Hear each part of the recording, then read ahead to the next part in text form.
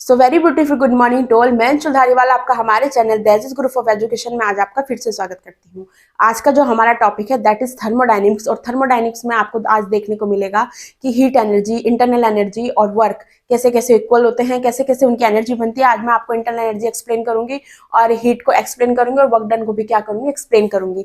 आज जो है आपने देखा ही होगा कि जो थर्मोडायनेमिक्स क्या होता है, थर्मोडायनेमिक्स में 3 लॉज होते हैं। तो आज के जो हमारा पूरा लेक्चर है it is generally main depended upon the first law of thermodynamics. ये पूरा लेक्चर आपको फर्स्ट लॉ ऑफ थर्मोडायनेमिक के लिए है। अगर आप हमारे चैनल पर नए हैं तो चैनल को सब्सक्राइब करें, वीडियो को लाइक और शेयर करें। ऐसे आपको और आगे अच्छी अच्छी वीडियो देखने को मिलती रहेंगी। तो आइए हम अपना टॉपिक स्टार्ट करते हैं। तो फर्स्ट लॉ ऑफ थर्मोडायनेमिक में कहा गया है कंजर्वेशन ऑफ एनर्जी। आप ये बात पहले से ही जानते हैं कि जो एनर्जी होती है उसको, एनर्जी को हम क्या नहीं कर सकते, उसको हम डिस्ट्रॉय नहीं कर सकते, कैन नॉट बी क्रिएटेड। तो energy can not be created and can not be destroy. तो उसी के according that is delta U is equal to delta Q plus delta W. तो ये क्या होता है, डेल्टा यू जो होता है उसी को क्या होता है, डेल्टा यू होता है change in internal energy of the system. जो इंटरनल एनर्जी के अंदर जो सिस्टम में एनर्जी में क्या हो रहा है, जो चेंज हो रहा है, उसी को हम किससे डिनोट करते हैं, उसको हम डिनोट करते हैं डेल्टा यू से। लेकिन आपने देखा होगा किसी किसी बुक्स में इसी को डेल्टा यू को आपको डेल्टा ई देखने को मिलेगा।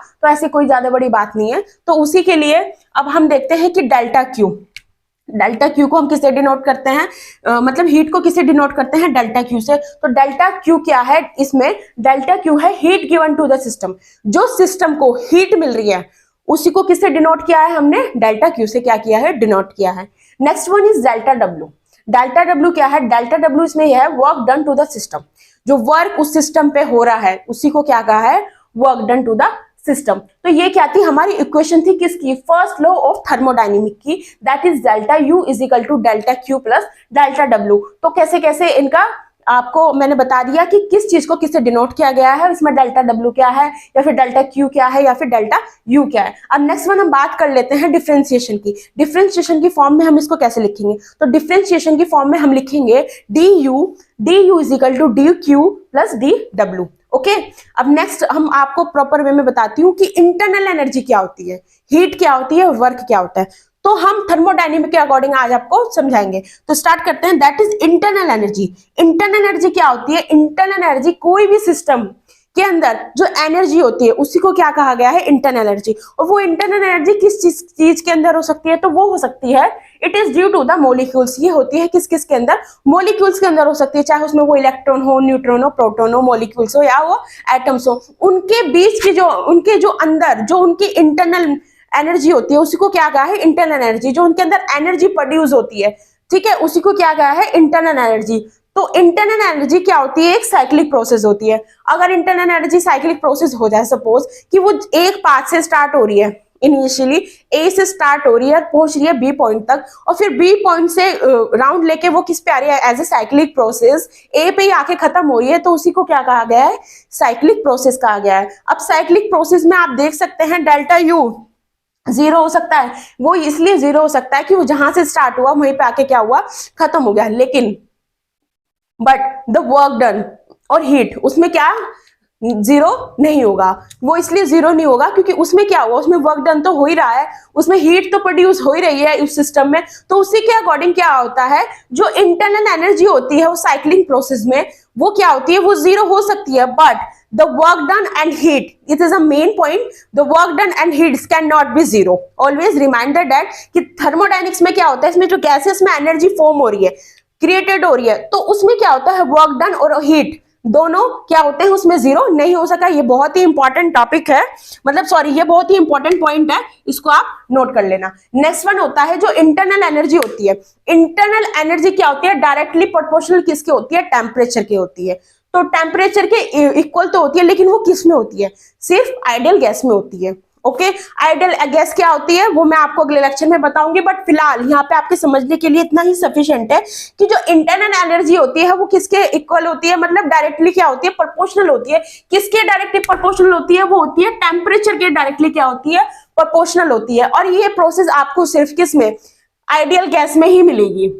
ओके, तो अब हम बात कर लेते हैं, ये आपको समझ में आया, ये था आपका इंटरनल एनर्जी क्या होती है और किस किस में ये होती है, और ये प्रोसेस कैसे होती है। ये प्रोसेस जो होती है वो साइक्लिक होती है, और delta U is equal to zero, और वर्क और हीट क्या होते हैं, कैन नॉट बी जीरो। तो नेक्स्ट वन हम बात कर लेते हैं डेल्टा क्यू एंड दैट ये वाला आई ई डायरेक्टली प्रोपोर्शनल टू ई, ठीक है। ये क्या है, बहुत ज्यादा इंपॉर्टेंट है, इसमें से क्या होते हैं आपसे क्वेश्चन पूछे जा सकते हैं। तो अब बात कर लेते हैं हम हीट की। तो हीट को हमने किससे डिनोट किया था, वो हमने डिनोट किया था दैट इज डेल्टा क्यू। तो डेल्टा क्यू क्या होता है, फॉर्म ऑफ एनर्जी एक्सचेंज। आपने देखा होगा कि कोई भी सिस्टम है, किसी भी सिस्टम में अगर हम एनर्जी प्रोवाइड करा रहे हैं तो कौन सा चार्ज आएगा, पॉजिटिव चार्ज। अगर उसी की एनर्जी लॉस हो रही है तो क्या होगा, उस पर नेगेटिव चार्ज आएगा। तो उसी के अकॉर्डिंग हम इंटरनल एनर्जी पे जो हम क्या कर रहे हैं, हीट प्रोवाइड करा रहे हैं, तो अगर उसमें पॉजिटिव है तो हीट क्या होगी, पॉजिटिव होगी। तो क्या होगी, heat given to the system, heat given to the system, तो दैट इज पॉजिटिव। और हीट बाय द सिस्टम, अब जेन्युइन सी बात है, अगर आप हीट ले रहे हो या फिर मतलब उस सिस्टम से हीट बाहर आ रही है तो नेगेटिव चार्ज, और उसमें जो एनर्जी मतलब हीट एनर्जी क्या हो रही है, अब्सॉर्ब हो रही है, तो क्या होगा उसमें पॉजिटिव चार्ज। ओके, तो हीट के लिए फॉर्मूला बनता है that is Q is equal to mc delta T. mc इसमें क्या, m क्या है, इसमें मास है, एंड c इसमें क्या है, c है specific heat of capacity. Okay, तो Q is equal to mc delta T. तो Q इसमें क्या हो गई, ये तो हीट हो गई, लेकिन m इसमें क्या है, m इसमें मास है, हम इसको मास को m से डिनोट कर रहे हैं। और c इसमें क्या है, c इसमें है specific heat of capacity. Okay, and the next one is delta T, you know very well, delta T is temperature. Okay, तो अब हम बात कर लेते हैं डेल्टा डब्ल्यू की।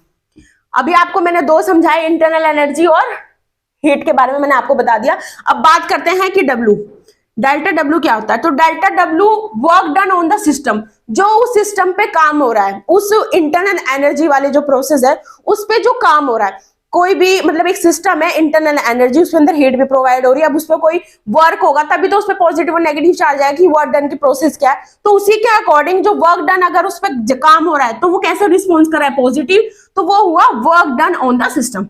और अगर बाय द सिस्टम उसमें से वर्क नहीं हो रहा है तो वो नेगेटिव हो जाएगा, तो ये क्या हो जाएगा, work done by the system.